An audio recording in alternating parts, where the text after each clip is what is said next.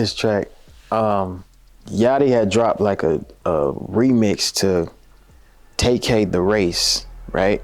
And he said DDG in it.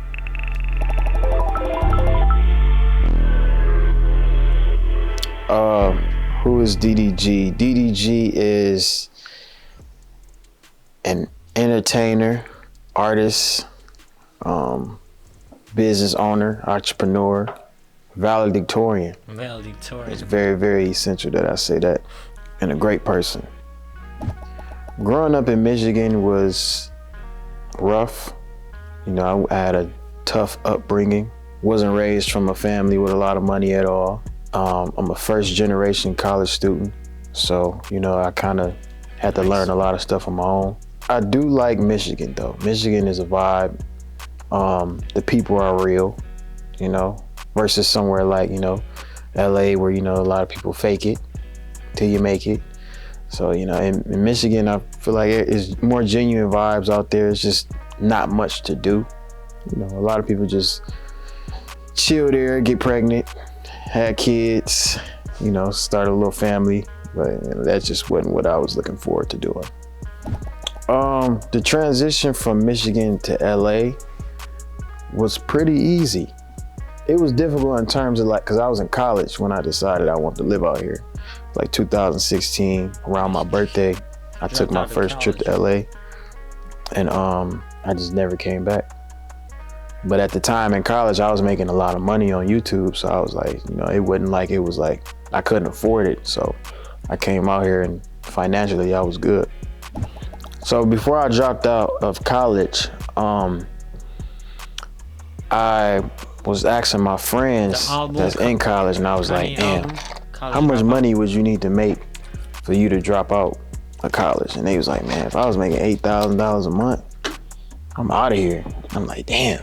I'm looking at my little YouTube check. I'm like, damn, I'm making 15, 20 right now, and I'm a college student in a dorm, you know? So I'm like, damn, maybe I'm wasting my time here. And then it got to a point where I skipped class for like 3 weeks straight. And I'm valedictorian. You know, I'm all about school. I love school. I love all the subjects. Math is my favorite. But that's what you think leaving high school. You think college is gonna make you the richest person. That's the only way. But in reality, I feel like, you know, nowadays you don't really need a full bachelor's degree, master's degree in anything to make a lot of money. I decided to take music seriously, I would say in like 2017 is when I really decided, you know what, I'm gonna try to really do music. Just cause I was doing like diss tracks and stuff on YouTube, just for the money, really, to be honest. And it was, you know, it was hitting, I was getting tens of millions of views. So I'm like, okay, let me try something, to be honest. I was doing like diss tracks and stuff on YouTube, just for the money, really, to be honest. And it was, you know, it was hitting, I was getting tens of millions of views. So I'm like, okay, let me try some real music. And then what happened with YouTube, they had like a little dope music. Adpocalypse, they call it. They lost a lot of money on YouTube. A lot of advertisers pulled out. So the money cut like 80%. I went from making like 50,000 in a month to making like 8. I'm like, oh, this is spooky. Let me go ahead and start rapping. So then that, you know, that kind of pushed me to do it. I've always been thinking about it, but that kind of made me snap into reality and really want to take it serious. Yeah, my love for music definitely started from my dad. He engineered for local artists in Pontiac, Michigan. So we had our own little home studio in the basement. So me and my brothers, we'd go down there and make little songs. I got songs from when I was like 6, 7 years old. They gone now because the computer is like, I don't know where it's at, but it's like very, very old songs. We just go in there and mess around with each other and just make music together. That's definitely where I got my music from. And actually, fun fact, my brothers are actually supposed to be the musicians, not me. They grew up as singers. They used to sing at little festivals in Pontiac and all types of stuff. And I was just a little brother running around. And then eventually, you know, I got into music. I'm very, very great at marketing myself. I feel like I use my YouTube platform to my advantage, definitely. But also, a lot of people that watch me on YouTube also choose not to listen to my music just because I don't understand it. They know what they know me for. Give it a try. He has nice music. So the Lil Yachty diss track, this back when I was like a big troll. Like I'm super trolling on YouTube. I'm like, it is what it is. You know what I'm saying? So Yachty had dropped like a remix to Take the Race, right? And he said DDG in it. I knew he wasn't talking about me. I knew for a fact he wasn't talking about me. But I made a video. I'm just so genius with the marketing and the strategy at this time. I'm like, okay, bet. I'ma act like Yachty just shouted me out everything. Made the video saying Yachty shouted me out, woo woo. So all my fans go telling Yachty, oh, thanks for shouting DDG out, woo woo. Then Yachty tweeting, he was like, I don't even know who the hell DDG is. So then I'm like, okay, bet.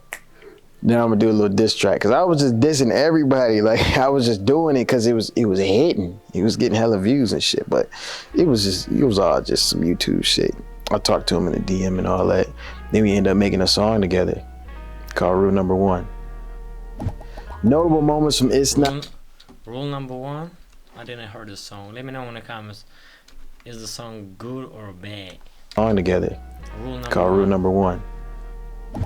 Notable moments from It's Not Me, It's You. I feel like the whole project is a moment. I feel like it's cohesively a great project. Like I get reviews every day, no misses. Like they like every song on the project, and I'm digging a little deeper in there. Like I sometimes I'd be a little skeptical or a little standoffish from like talking about certain situations in my life.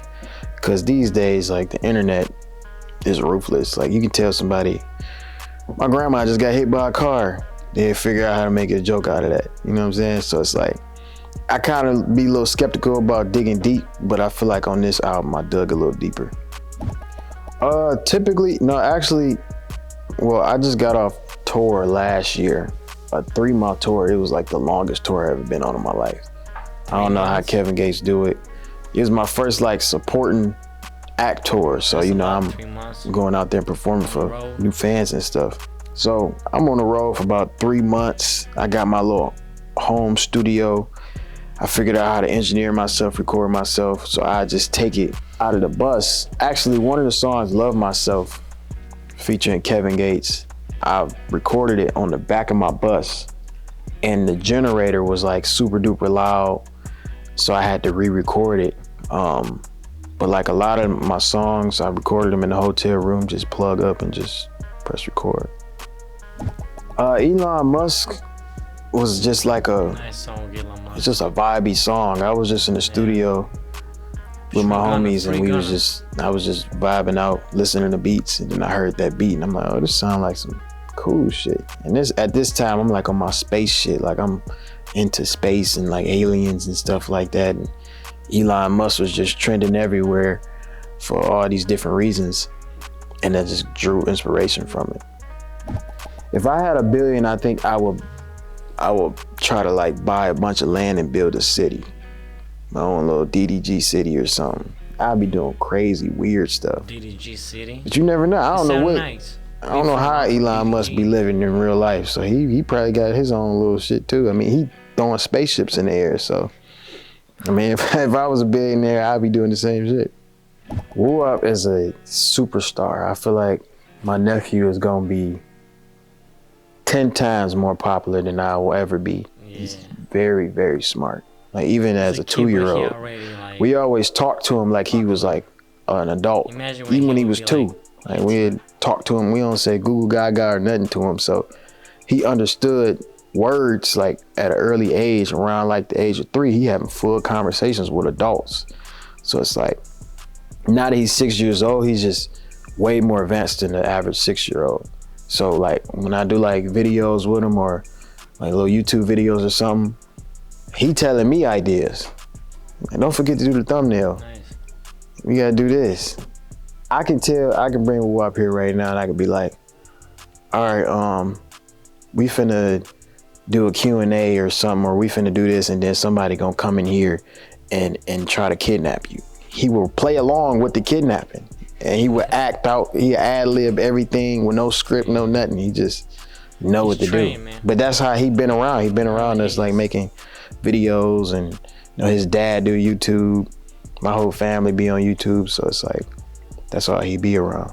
I feel like he gonna be a musician or actor, comedian, something in the entertainment world. I don't think we'll actually even waste time trying to be a lawyer, doctor, none of that. He got like crazy talent to really entertain people. And I every day I get on TikTok, I see a video with 10+ million views on it of him.